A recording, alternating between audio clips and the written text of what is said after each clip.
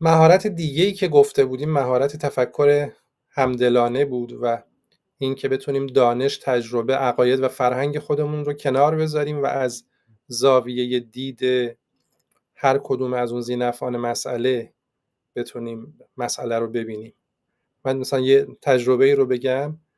ما مثلا رفتیم در یه مدرسه‌ای و گفتیم که خب مثلا خانم مدیر مدرسه گفته بود که ما مدرسه‌مون مسئلهش اینه که مثلا چیز نداریم، دستگاه کپی نداریم. بعد گفتم که خب مثلا میشه مثلا با بچه‌های مدرسه هم صحبت کنیم، شاید اونا هم یه مسئله دیگه‌ای داشته باشن. وقتی که رفتیم با بچه‌ها صحبت بکنیم، مشکل بچه‌ها چی بود؟ مشکل خانم مدیر مدرسه این بود که دستگاه کپی نداره. ولی مشکل بچه‌ها چی بود؟ مشکل بچه‌ها این بود که مثلا یکی از بچه‌ها یه کار جالبی کرد، گفتش که میشه بیاید مثلا روی صندلی من بشینید. وقتی رفتم نشستم اونجا گفت حالا از اینجا نگاه کنید به تخته. نور میتابه، ما نمیتونیم ببینیم. در نتیجه اون پنجره مثلا بعد یه پرده‌ای مثلا روش باشه و اگر اون پرده رو بزنیم این مشکل ندیدن تخته حل میشه. یا یکی دیگه از بچه‌ها گفتش مثلا مشکل کلاس ما اینه که مثلا این گوشه کلاس سوراخ موش میاد تو. بعد مثلا اگر ما می‌خوایم مسئله حل کنیم مثلا به من اجازه بدید که اونجا بیام خودم هم بلدم یه ملاتی درست میکنم اونجا، مثلا این راه ورودیه رو میگیرمش. یا مثلا مسئله بچه‌ها این بود که وقتی لباساشون رو میذاشتن رو میزاشون، این میزاشون شیب دار بود، کاپشناشون میافتاد. بعد ماماناشون دعواشون میکردن که چرا مثلا مواظب نبودی لباست کثیف شده. میگفتم مثلا یه چند تا دونه مثلا یه جالباسی چیزی بتونیم به این دیوارا بزنیم، مثلا اینا رو ما لباسامون رو میذاریم روش، مثلا مامانمون دعوامون نمیکنه. یعنی وقتی که میری از دید اون آدما نگاه میکنی میبینی که قصه متفاوته. یا مثلا مسئله بچه‌ها این بود که میگفتن که خب این دیوار مدرسه خراب شده، در نتیجه مثلا گاو میاد توی حیاط و مثلا سگ میاد توی حیاط، این دیوار مدرسه رو باید درستش کنیم. بعد وقتی که مثلا جمع کردیم آدم‌ها رو، مثلا خانواده‌ها رو، دهیاری رو خواستیم که آمدن، دهیار گفتش که آره این دیواره رو ما خراب کردیم. گفتم چرا خرابش کردید؟ گفتش برای اینی که ما می‌خواستیم اینجا این پشت داریم یه مدرسه جدید می‌سازیم که متوقف شده چون بودجه و اینها نیست. ما اون موقعی که داشتیم اینو می‌ساختیم این دیواره رو خراب کردیم که مصالح ببریم. در نتیجه اگر قرار بود که ما این دیواره رو دوباره هم بسازیم، خب اینا دوباره بعد خرابش می‌کردن.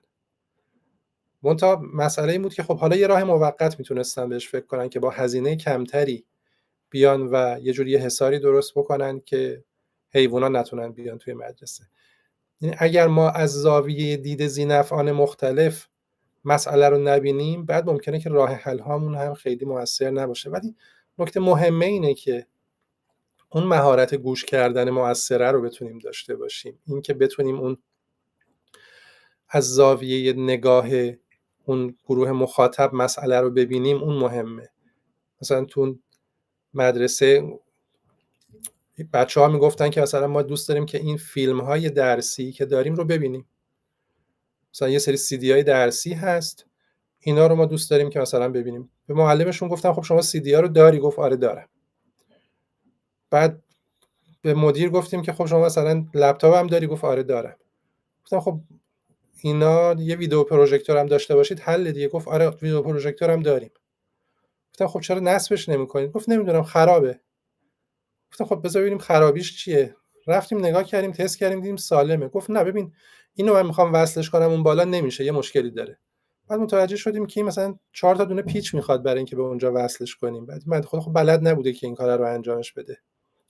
رفتیم 4 تا دونه پیچ خریدیم، اینو وصلش کردیم، بچه‌ها تونستن از اون فیلم‌ها استفاده بکنن. یعنی یه وقتی مسئله های ما جنسش اینجوریه که باید بریم بتونیم از زاویه دید اون آدما با توجه به دانش و تجربه و محدودیت هایی که اونا باهاش مواجه هستن مسئله رو ببینیم، بتونیم براش راه حل پیدا بکنیم.